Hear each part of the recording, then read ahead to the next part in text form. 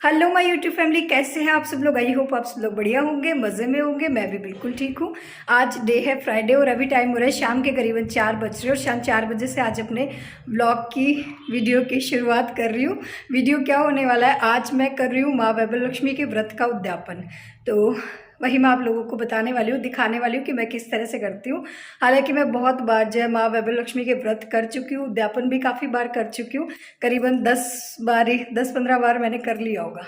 नहीं, हाँ, 10-11 बार मैंने कर ली होगी। और जब भी मैं जो है वैभव लक्ष्मी माता से जो भी मेरी मन्नत है वो मैं मानती हूँ, वो मेरी पूरी हो जाती है। तो मैं फिर से जो है व्रत झेल लेती हूँ। तो अभी पीछे जो है मैंने व्रत करना शुरू किया था और आज मेरे व्रत जो है, आज नहीं, पहले काफ़ी टाइम पहले मेरे जो व्रत पूरे हो गए थे, पर बीच में उद्यापन हो नहीं पाया था। तो इस वजह से आज मैं उद्यापन कर रही हूँ। तो मैं किस तरह से करती हूँ आप लोगों के साथ शेयर करूँगी।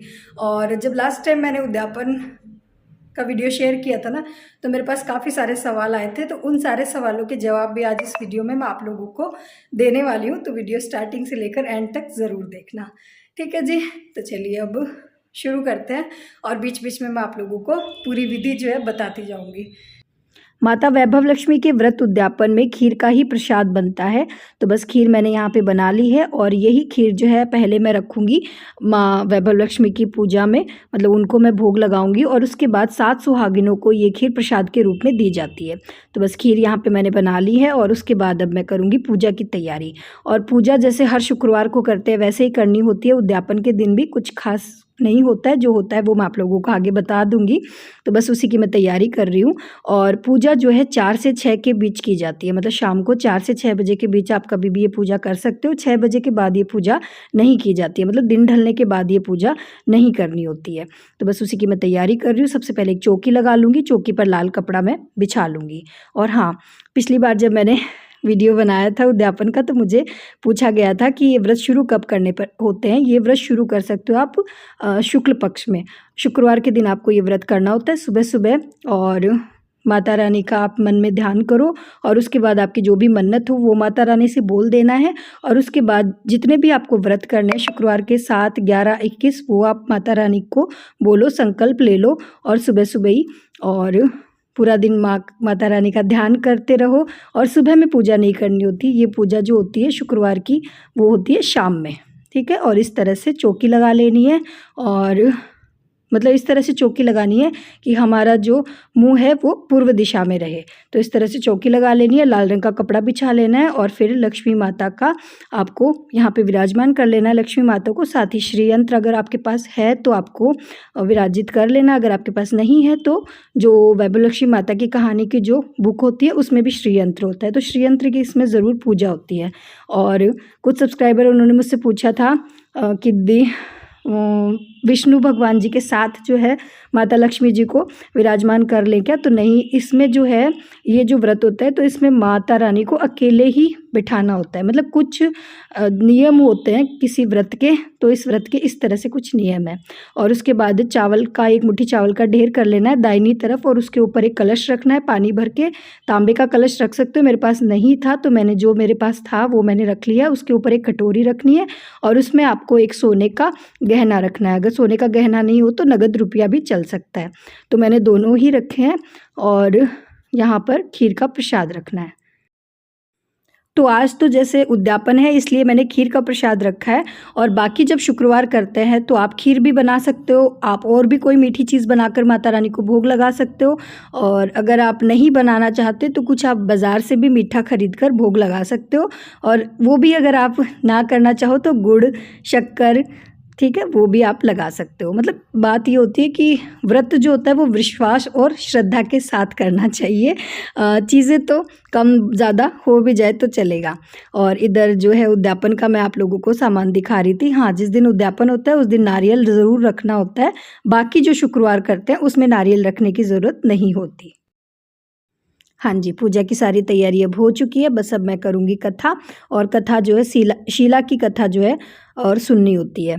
और उद्यापन के दिन बस सिर्फ ये चौकी पर आप लोगों को नारियल जो दिख रहा है वो अलग से रखा जाता है, बाकी हर शुक्रवार को ये सेम जो है चौकी लगती है। इसी तरह से माता रानी की तस्वीर रखी जाती है, इसी तरह से मैं श्रीयंत्र रखती हूँ, कलश स्थापित करती हूँ, कटोरी रखती हूँ और लाल रंग का फूल चढ़ाना ज़रूरी होता है क्योंकि माँ वैभव लक्ष्मी को, माता लक्ष्मी को लाल रंग बहुत ज़्यादा पसंद है। तो लाल रंग का फूल जो है ज़रूर चढ़ाए। अगर ना मिले किसी मौसम में तो और रंग का भी चढ़ा सकते हैं, पर कहीं ना कहीं तो मिल ही जाता है, ऐसा कुछ नहीं है। तो बस लाल रंग का फूल मैंने चढ़ा दिया। कोई फल फ्रूट अगर आपके पास हो तो चढ़ा दो, वरना ज़रूरी नहीं है। पर उद्यापन के दिन जो है एक फल भी जो है आपको चढ़ाना चाहिए, कुछ भी चढ़ा दो। और वही फल जो है जब 7 सुहागिनों को और हम खीर का प्रसाद देंगे ना, तो उसके साथ मैं दूंगी। तो कथा कर ली, पूजा कर ली, आरती कर ली। और आरती आप लोगों को ऐसा लग रहा होगा कि मैंने उल्टे हाथ से की है, नहीं जी ऐसा बिल्कुल भी नहीं है। फ्रंट कैमरा से जब वीडियो बनाते हैं ना तो ऐसा लगता है, पर ऐसा है नहीं, मैंने सीधे हाथ से ही आरती की है। और आरती करने के बाद जो कलसी का पानी था उसको डाल दिया है तुलसी की क्यारी में। और चौकी जो माता रानी की है उसको अभी नहीं हटाना है, वो कल सुबह में हटाई जाएगी क्योंकि ये भी मुझसे पूछा गया था, तो उसको अभी नहीं हटाना होता। और जो चावल मुट्ठी भर ढेर किया था ना उसको डाल देना है पक्षियों में। और अब मैं करने लगी हूँ प्रसाद बांटने की तैयारी। और पिछली बार जब मैंने उद्यापन किया था, जो वीडियो मैंने आप लोगों के साथ शेयर किया था, तो उसमें मैंने जो घर पे सुहागन स्त्रियों को बुलाया था और खीर पूरी सब्ज़ी ये सारी चीज़ें मैंने बनाई थी और घर पे बैठा के उनको खाना खिलाया था।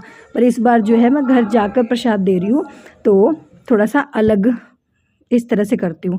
मतलब कभी इस तरह से दे देती हूँ प्रसाद, कभी घर बुला के दे देती हूँ, तो दोनों ही तरह से मैं उद्यापन कर लेती हूँ। और जब घर जाकर प्रसाद देती हूँ तो ये सारी चीज़ें मैं दे देती हूँ। बुक्स है, फ्रूट है, खीर है, दक्षिणा है। और इधर पतिदेव भी आ गए हैं, वो भी हेल्प कर रहे हैं थोड़े सा, ये जो नारियल है उसको कट करने में, क्योंकि ये भी प्रसाद में दिया जाता है। तो हाँ, ये सारी है देने की चीज़ें। तो ये बुक्स मैंने मंगवा ली है 7, ये फ्रूट है, ये कटोरियाँ जो है वो मैंने मंगवा ली है, इसी में मैं खीर डाल के दे दूँगी। तो कोई ज़रूरी नहीं है जिस तरह से मैं कर रही हूँ उसी तरह से आप करो।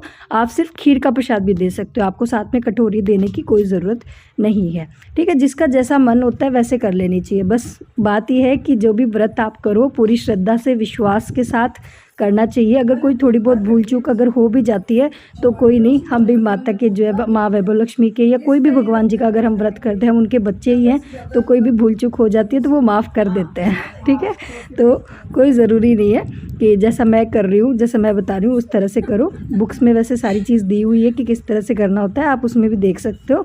बस मैं किस तरह से कर रही हूँ वो मैं आप लोगों के साथ शेयर कर रही हूँ। तो बस यहाँ पर मैं आ गई हूँ पड़ोस में ही, जो भाभी जी और उन सबको मैं इस तरह से कुमकुम का तिलक कर दूंगी और उसके बाद जो प्रसाद दे दूंगी और इन सब से मैं आशीर्वाद ले लूँगी। तो इस तरह से। और जो लास्ट टाइम मैंने उद्यापन किया था उसका जो मैंने वीडियो बनाया था उसका भी मैं लिंक दे दूंगी डिस्क्रिप्शन में, वो मैंने किस तरह से किया था आप वो भी देख सकते हो। और मेरी तो हर बार माता रानी जो है और सुनती है, मेरी हर इच्छा पूरी होती है। तो जब एक इच्छा मेरी पूरी हो जाती है, मैं थोड़ी सी लालची हूँ, तो मैं फिर एक इच्छा जो है माता रानी को बोल देती हूँ और फिर मैं व्रत करना शुरू कर देती हूँ। तो इसी तरह से मेरा चलता रहता है और आप भी चाहो तो कर सकते हो। माता रानी जो है, बस मेरी यही कामना है कि सबकी इच्छाएं जो है पूरी करे, सब पर अपनी कृपा बनाए रखे और सबको खुशियाँ दे।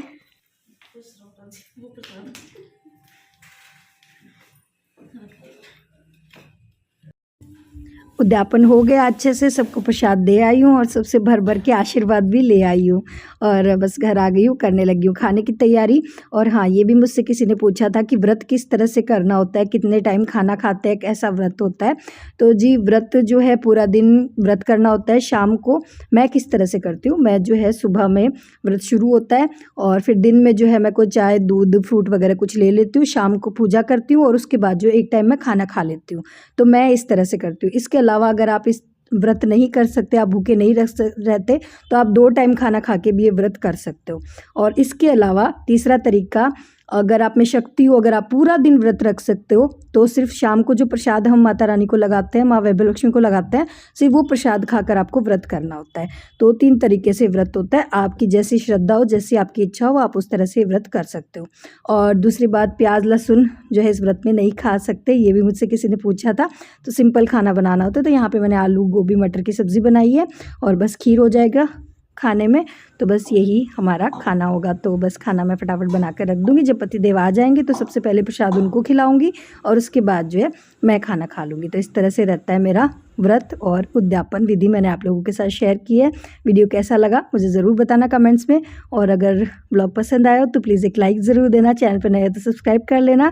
आने वाले दिनों में और भी अच्छे अच्छे ब्लॉग आप लोगों को देखने को मिलेंगे। ठीक है जी, तो मैं बना लेती हूँ रोटियाँ, फिर मिलूँगी एक नए ब्लॉग में।